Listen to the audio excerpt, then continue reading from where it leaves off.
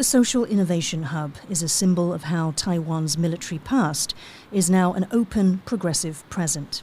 This place was literally the document and telegram center of the Air Force HQ. But we took down all the walls. It became like a public park. And it's where you can find Taiwan's digital minister every week. Over decades, the people of Taiwan defeated a military dictatorship. Audrey Tang believes they can defeat pandemics.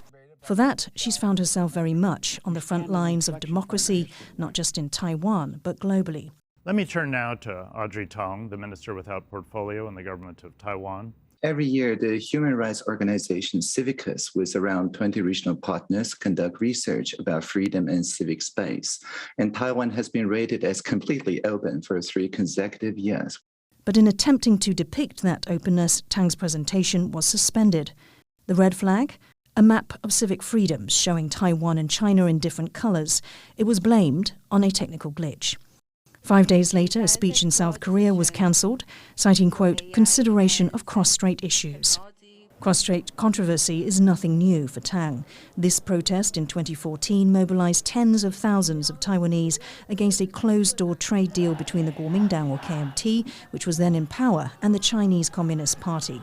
Tang, who at the time was working as a programmer in Silicon Valley, returned to help protesters communicate with the outside world. In 2016, the KMT was voted out, and Tang was taken on by the new government on a promise to begin Taiwan's digital revolution. The journey is ongoing. She wants her biggest achievement of 2022 to be so that when people think about digital, they no longer think about centralization, authoritarianism, Terminator, or things like that, but rather think about plurality and democracy.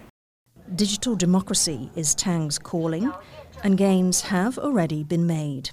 There's a national vaccine booking website, an SMS contact tracing system, and a real-time face mask availability map, all created by the Taiwanese public, which includes hackers and pharmacists, in partnership with Tang. Innovating not just for the people, but with the people, we can take both values seriously and then deepen our democracy meanwhile. Her efforts have been lauded by visiting dignitaries. On her Twitter feed, Tang quoted French parliamentarian Frédéric Dumas as saying, "Taiwan is the future, and the future is meant to be shared by all."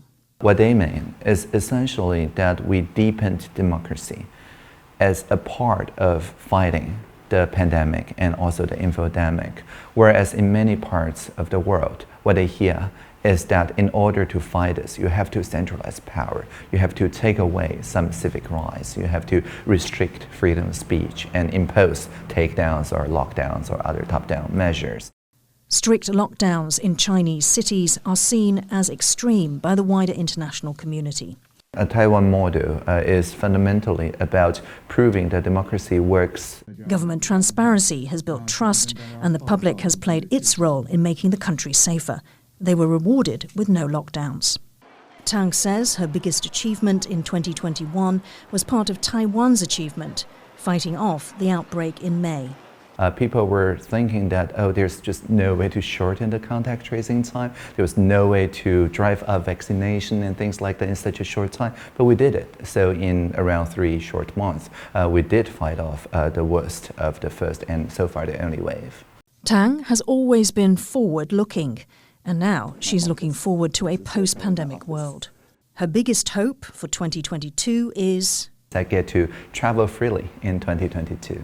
I already agreed to visit at least Japan and Brussels. She will travel with a message that people make up the successful Taiwan model.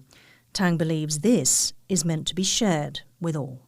Khvat and Khvat for TaiwanPlus.